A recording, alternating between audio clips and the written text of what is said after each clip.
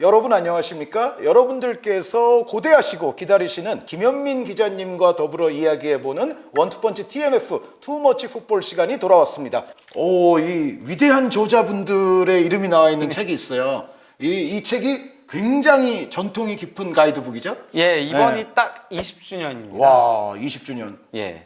뒷면에 보면은 제 이름도 있네요. 대한민국 축구가 사상 최고의 유럽 리그 라인업을 지니게 된 시점에 초보 팬들로부터 마니아에 이르는 광범위한 독자층의 니즈를 만족시킬 유럽 축구 가이드가 있다면 역시 이 책이다 라고 이제 제가 소개를 써놨는데 네. 여기 보면은 송영주, 김현민, 이건, 한준, 김정영 이 김현민 기자님도 포함되어 있는 이 역사와 전통의 더 챔피언 유럽 축구 가이드북을 원투펀치 또 사랑해주시는 애청자 여러분들께 저희가 선물로 드리고자 하는데 이 선물을 드리는 방식에 관해서는 저희 유튜브 그리고 커뮤니티에 저희가 공지사항을 올려놓을 테니까 여러분들 또 많은 참여 속에서 좋은 글들이 실려있는 이 가이드북을 받아보시면 좋을 것 같습니다. 오랜 또 이 책 저자로서 그렇죠. 선전 한마디 해주시죠. 뭐 이번에는 20주년이어서 이제 조금 더 두껍게 나왔고 또 이제 지난 20년간 최고의 영입 그리고 20년간 최악의 영입 뭐 이런 것들도 포함되어 있습니다. 그래요? 예, 그러니까 많은 관심 부탁드립니다. 근데 제가 감수로 돼 있는데 그런 거 포함된다는 얘기 지금 처음 들었어요. 아, 그래요? 예. 그렇다고 제가 그 감수를 제대로 안 한 건 아니고요. 예. 비닐 뜯어서 나도 한번 봐야 되겠다.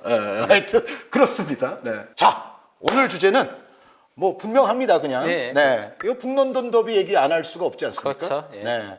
아스날이 부상이 좀 많았는데 레드 카드를 면한 거는 아스날 입장에서는 좀 운이 좋았어요. 예, 그렇죠. 네. 은케티아가 레드카드 받을 뻔했죠. 제가 뭐 대표성은 전혀 없지만 토트넘 팬분들께는 그 심심한 사과의 말씀을 드리는 바이고요. 그리고 뭐니 해도 손흥민 선수가 정말 이 토트넘의 손흥민이 차지하는 의미에 대해서 이 경기를 통해서도 다시 한번 잘 보여준 것 같고 예. 유럽 커리어 성인 무대 통산 199골이라는 정말 200골을 이제 목전에 둔 상태까지 돌입을 하게 됐는데 대한민국의 축구 선수가 유럽에서만 200골 넣을 수 있으리라고는 정말 상상하기 어려웠던 일이 일어나고 있어요. 그렇죠. 예. 진짜 이건 말도 안 되는 기록이라고 할 수 있겠는데 거기다 더 놀라운 게 그러니까 손흥민 선수의 득점 페이스가 갈수록 빨라지고 있다는 거. 그게 더 놀라운 일이라고 할 수 있죠. 그러니까 지난 시즌 부상이 여러 가지로 겹치면서 가장 좀 저조한 시즌이었는데 그래도 리그 두 자릿수 골은 또 넣었었잖아요. 네, 그리고 그 전에 이제 득점왕을 차지했고 이번 시즌도 현재 득점 2위니까. 네. 예. 근데 올 시즌 지금 페이스는 다시 한번 정말 득점 왕이 될지 그건 모르겠지만은 다시 한번 아주 많은 골에 도달할 수 있는 그런 그렇죠. 정도의 지금 초반 페이스이고 여기에 이제 포스테코글루 감독의 전술과도 잘 호응이 되면서 경기력적으로도 또 영향력을 많이 행사하고 있기 때문에 손흥민 선수가 점점 이제 또 팬 여러분들께서 잘 사용하시는 축신 모드, 축구 도사 네. 그러한 어떤 스타일로까지의 진화를 거듭하면서 골수도 예년처럼 다시 회복하고 있는 페이스라서 정말 손흥민 선수의 대단함을 다시 한번 느끼게 됐던 북런던 더비임이 틀림이 없다는 생각인데요. 여러 가지 자료들과 함께 북런던 더비를 짚어보는 시간을 갖도록 하겠습니다. 일단 아스날이 부상 여파는 좀 있긴 했었어요. 예, 트로사르 선수가 이제 훈련 중에 부상을 당했다라고 합니다. 그래서 이제 그 북런던 더비 명단에서 제외가 됐는데요. 그러다 보니까 이제 그 가브리엘 제수스가 왼쪽 윙으로 나왔고 이제 은케티아가 최전방 공격수로 나오는 그런 변수가 있었거든요. 다른 자리는 그래도 거의 그대로 나왔다라고 할 수 있고요. 이제 토트넘 같은 경우도 약간의 변화가 있었는데 최근에는 솔로몬이 왼쪽 윙으로 선발로 나왔었잖아요. 그리고 이제 지난 그 번리전에는 히샬리송이 교체 투입 돼가지고 1골 1도움을 올리면서 히샬리송이 최전방 공격수로 선발 출전하는 거 아니냐 이런 얘기들도 있긴 했는데 그 아스널 상대로는 조금 이제 배후를 침투하는 게 중요하다라고 생각을 했는지 브레넌 존슨이 왼쪽 윙으로 선발 출전했습니다. 초반에는 아스널이 한 30분경까지는 경기를 거의 압도하다시피 했었거든요. 그러니까 그 아스널의 압박이 굉장히 강했습니다. 그 토트넘은 어떻게든 이제 후방 빌드업을 그래도 계속 하려고 했는데 아스널의 압박에 조금 휘말리면서 수비 진영에서 빠져나오지 못했었거든요. 그러다 보니까 이제 구역별 점유율이 토트넘 수비 진영이 가장 높았어요. 네. 무려 51.4%. 이게 어지간한 경기에서 나오지 않거든요. 아, 근데 저 흐름에서 아스날이 좀 더 이제 충분한 리드를 잡을 수가 있었어야 됐는데요. 그렇죠. 네. 예. 패스를 줄 곳 없이 다 압박을 가져가다 보니까 비카리오 골키퍼가 한번 이제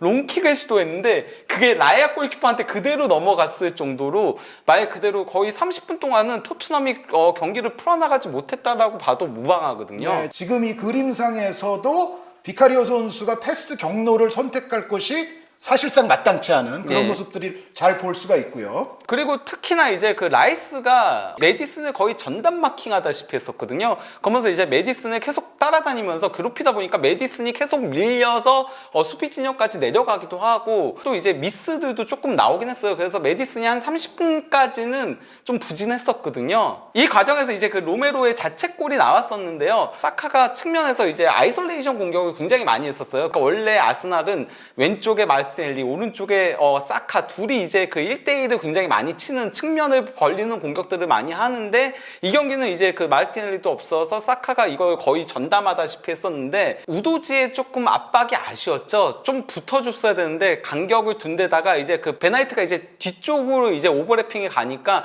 우도지가 그걸 신경을 쓴 것 같은데 사실은 우도지가 마크하는 선수가 사카다 보니까 붙어줬어야 되는데 안 붙고 도리어 어정쩡한 위치에 있다가 사카가 접고 들어와서 슈팅을 가져간 거를 이제 로메로가 막으려고 하다가 자책골로 연결되는 토트넘 입장에서는 예, 불운이 있었다라고 할 수 있는 거죠. 네. 거기다가 이제 그 아스널이 추가골을 넣을 수 있는 결정적인 기회가 있었습니다. 그렇습니다. 메디슨이 이제 볼을 끌고 있을 때 제수가 여기서 압박 정말 잘했거든요. 그래서 이제 가로채기까지 한 다음에 거의 빈 골대에 슈팅을 가져갔는데 이게 네. 아, 제수스. 네. 예, 크로스바를 넘어가고 말았죠. 아, 지저스. 네. 네. 했습니다, 제가. 네. 여기에 대해서 이제 그 매치 오브 더 데이에 이제 이안 라이트가 패널로 나왔는데요. 네.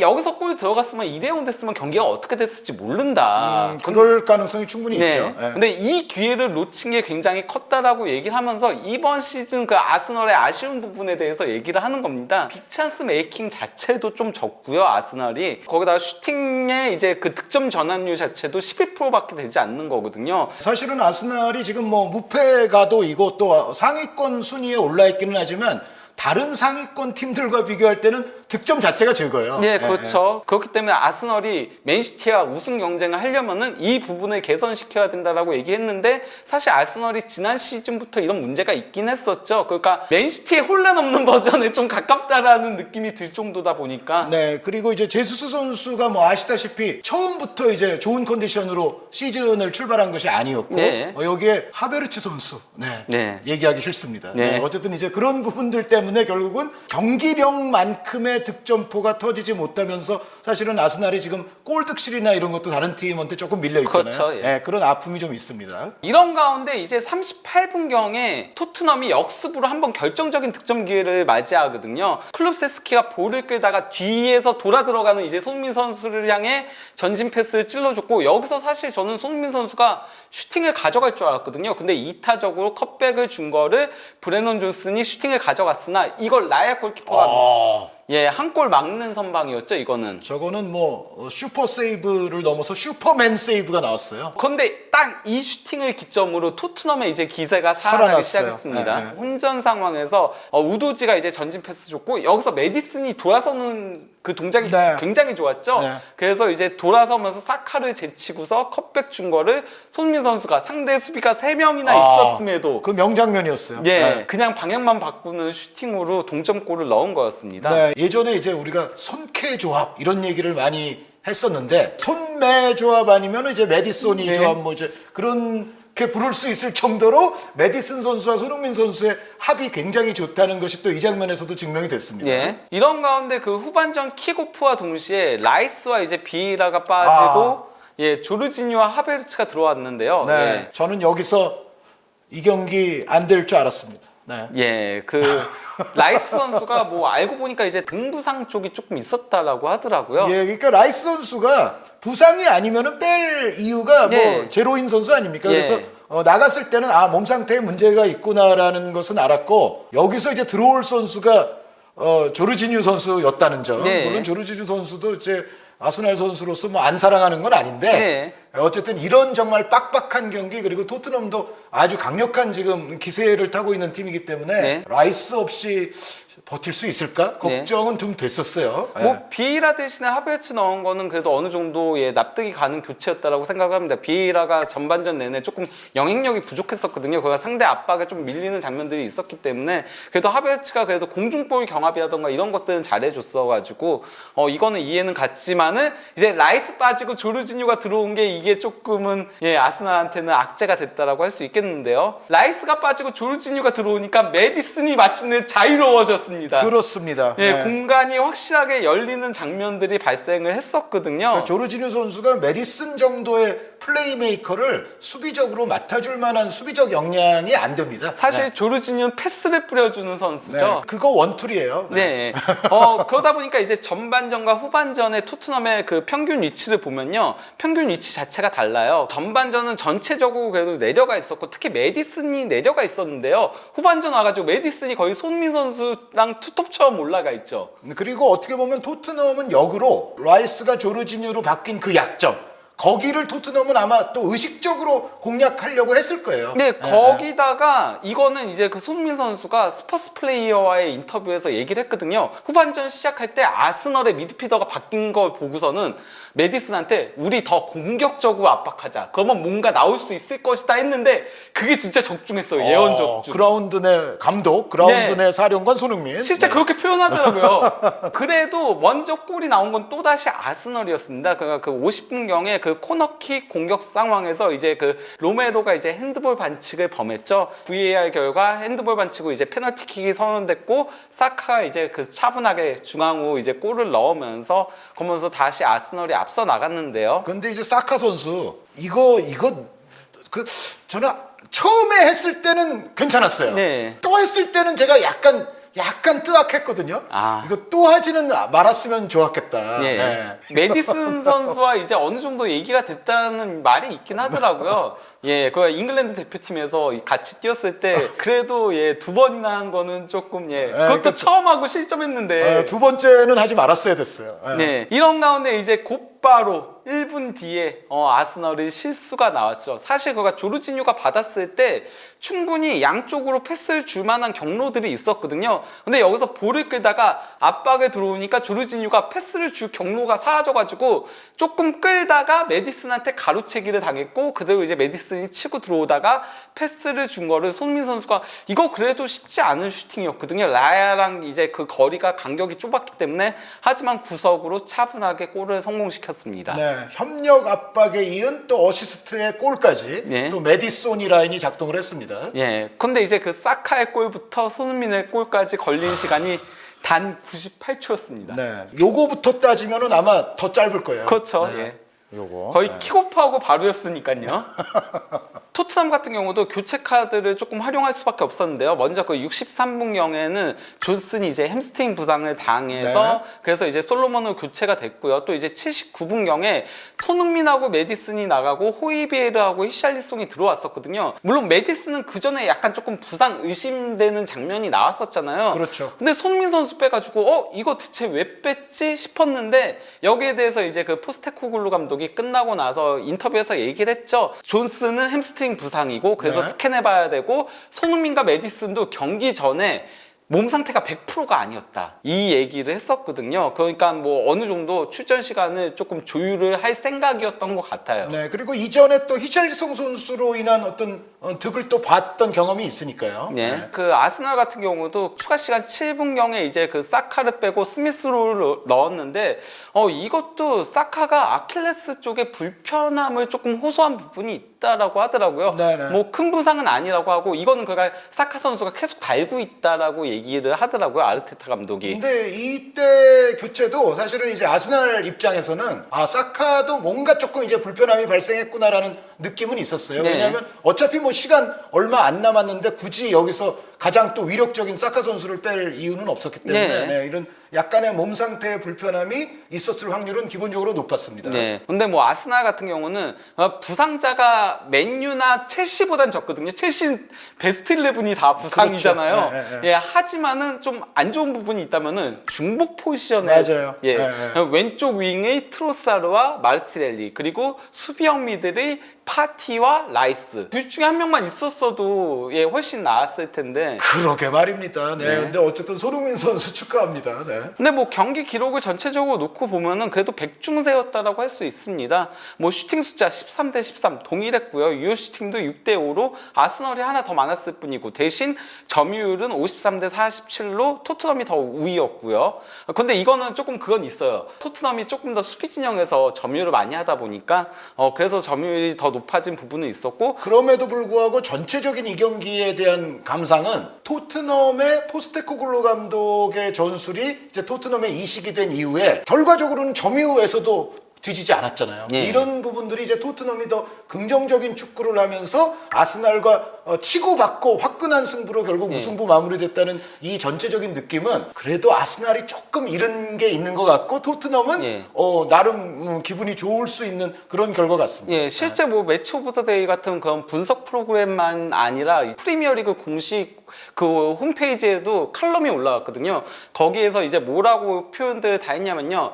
토트넘이 전반전에 아스널의 압박에 매우 고전을 했다. 하지만은 포스테코글루 감독은 용감하게도 본인들의 축구를 계속 하려고 했고 그게 결국은 통했다라고 이제 평가들을 하고 있더라고요. 네, 그러니까 그렇게 밀어붙이는 상황, 그러니까 토트넘 입장에서는 밀리는 상황에서 자신들의 축구 스타일로 다시 일어나서 균형 저울추를 맞췄거든요. 네. 이거는 제가 봤을 때는 뭔가 아스날이 조금 진 느낌이고 토트넘은 비겼지만 약간 그래도 살짝 이긴 느낌 아니냐라는 생각이에요. 네. 공격 위협도 그래프 보면요. 정말 진짜 선수 교체가 얼마나 이 경기에 영향을 끼쳤는지를 확인할 수 있습니다. 네. 한 35분 이상까지는 아스널이 그냥 공격을 완전히 주도를 했잖아요. 네. 예, 그러다가 이제 전반 막판에 조금 토트넘이 공격을 하고 그 이제 라이스가 빠지고 나서 조르진이 들어오고 나서는 토트넘이 계속 주도하고 있다가 손흥민과 이제 그 메디슨이 빠지고 나서는 아스날이 또 막판에 계속 공격을 한 걸 확인할 수 있는 거죠. 네, 그 손흥민 선수, 메디슨 선수가 100%가 아니어서 이제 교체는 했는데 궁극적으로는 그 어땠을까요? 그러니까 두 선수 중에 하나만 그냥 토트넘이 남아 있었더라면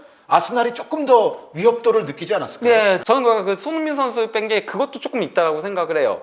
메디슨은 빼야 되는 상황이었다라고 봤거든요. 그 전에 네. 이제 많이 뒤틀리는 장면이 있었잖아요. 예. 메디슨이 빠지면은 손흥민한테 이제 그 배우로 침투에 들어가는 그 스루 패스를 찔러줄 선수가 없기 때문에 차라리 히샬리송 받고 롱볼을 보내자라고 생각을 한 것 같긴 한데요. 아예 컨셉을 뒤바꾼다. 예, 네. 그런데 그거 자체가 통하지도 않았고 또 이제 그게 통하려면은 페리시치가 필요한데 페리시 선수가 아쉽게 이제 예. 토트넘에서는 부상이죠. 십자인대가 네. 파열되는 부상을 당하면서 결국은 그 롱볼도 공급해줄 수 있는 선수가 없었는데 최소 손흥민 선수가 있었으면 아스널이 무작정 올라오진 못했을 거예요. 아이 그럼요. 예. 손흥민 선수 해트트릭 할 수 있는 아주 절호의 기회였었고 정말 북런던 더비 뭐 그렇지 않아도 역사를 썼습니다만 더 큰 역사도 손흥민 선수가 쓸 수 있었는데 지금 김현민 기자님 말씀이 굉장히 일리가 있는 게 페리시치 선수가 역시 히샬리송 선수에게는 필요한 또 예. 콤비일 수가 있는데 페리시치 선수가 빠져버린 것이 토트넘에게도 또 아쉬움이 됐어요. 네, 그러다 보니까 뭐 막판에는 거의 아스날이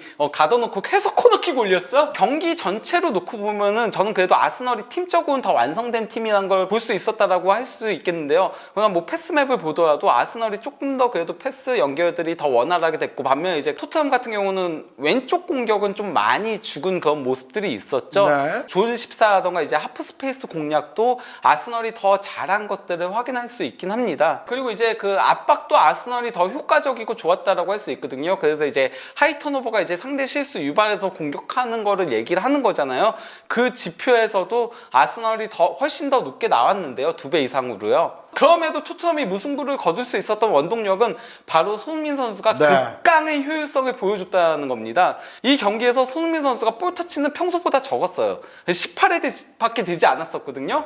근데 패스 14회 시도에서 13회를 성공. 93%. 예. 여기에 놀라운 것은 기대 득점값이 0.51인데 2골 성공. 네, 그리고 볼 터치가 18회인데 슈팅 3번 가져갔죠.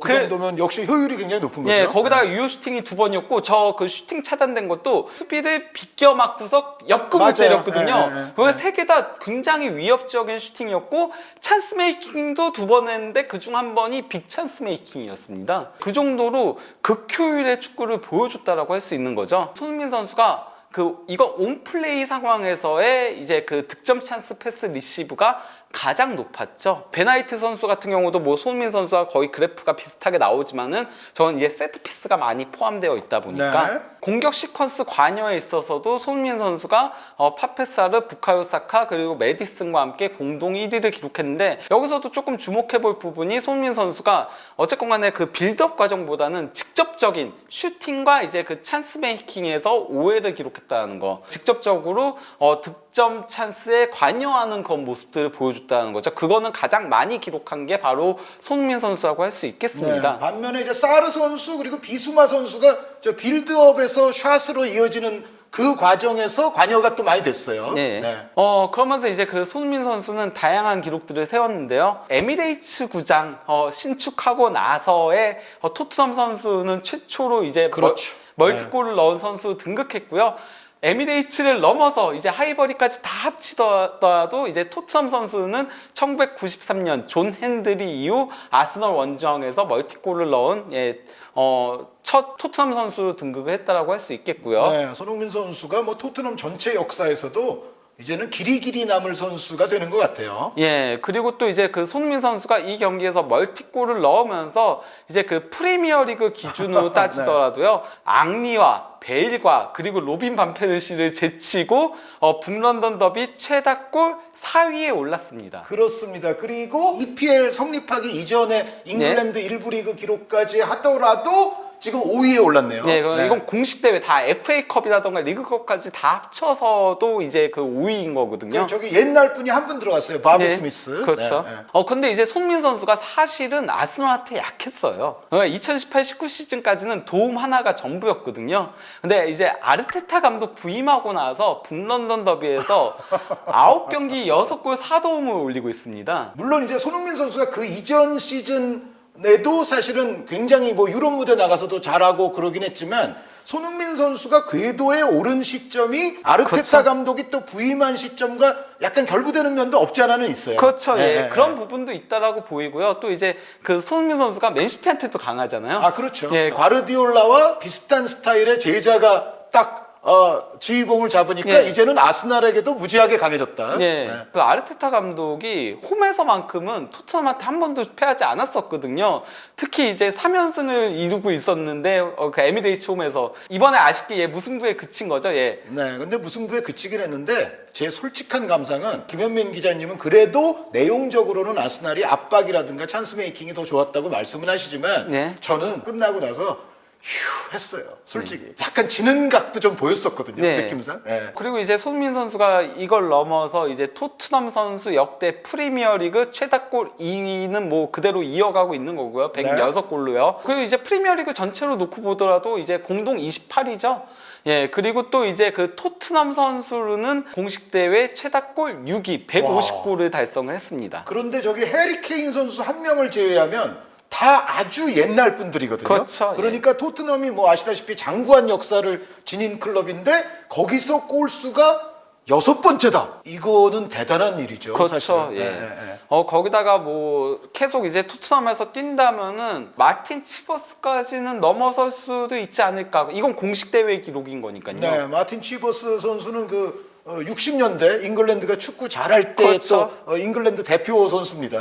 손흥민 선수 이 중앙 공격수 위치에서 활약하면서 이렇게 경기 영향력, 경기 효율성 모든 면에서 합격점을 받고 있는데 올 시즌 손흥민 선수의 놀라운 페이스 예상하셨나요?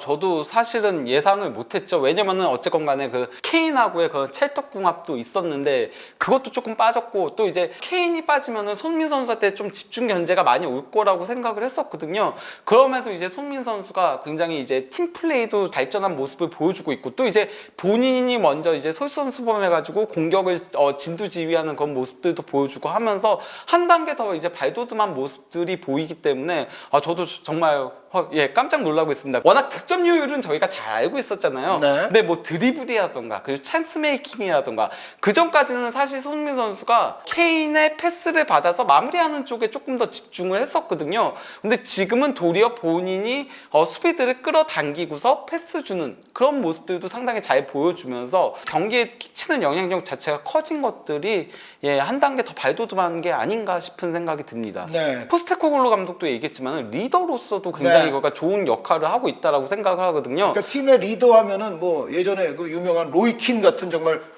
어떻게 보면 좀 카리스마 내지는 거의 포악함까지 이제 가져오는 그런 리더도 있지만 손흥민 선수가 보여주는 리더십도 그보다 오히려 더 바람직한 리더십처럼 보여져요. 그러니까 네. 부드러우면서도 팀을 전체를 으쌰으쌰 시키면서 그렇죠. 선수들이 어떻게 플레이해야 될 것인가까지도 선수들에게 또 도움을 줄 수 있는 네. 정말 여러모로 아주 유익한 리더, 부드러운 리더가 아닌가 네. 하는 생각에 있어서 정말 손흥민 선수가 이제는 그 만능 플레이어 넘어서 훌륭한 리더십까지도 정말 제대로 장착하는 선수로서 지금 거듭나고 있는 것 같습니다. 네, 원정 경기 가면 항상 손흥민 선수가 토트넘 원정석 가가지고 거기서 이제 스크럼을 짜거든요. 맞아요. 네, 네. 그게 손흥민 선수의 제안에 의해서 생긴 거라고 하더라고요. 그 토트넘 원정 팬들도 우리와 함께 뛴다. 이런 분위기를 가져가기 위해서 그렇게 한다라고 하는데 그건 팬들과의 그런 소통까지도 정말 진정한 리더로서의 모습을 보여주는 게 아닌가. 이게 토트넘이 이번 시즌 지고 있는 상태에서 승점을 8점을 획득했어요. 이게 가능했던 것도 이런 것들 때문이 아닌가 싶습니다. 네, 그러니까 토트넘 역사상 뭐 아까 골수만 보더라도 길이 남을 선수인데 토트넘 역사상 가장 또 훌륭한 주장 중에 한 명으로도 앞으로 남을 수 있지 않을까라는 기대감을 가져보면서 오늘 김현민 기자님과 더불어 이야기 나눠본 TMF 투머치 풋볼 북런던 더비 편을 이것으로도 마치겠습니다. 저희는 다음 코너에서 또 다른 흥미로운 주제로서 찾아뵙도록 하겠습니다. 여러분 대단히 감사합니다.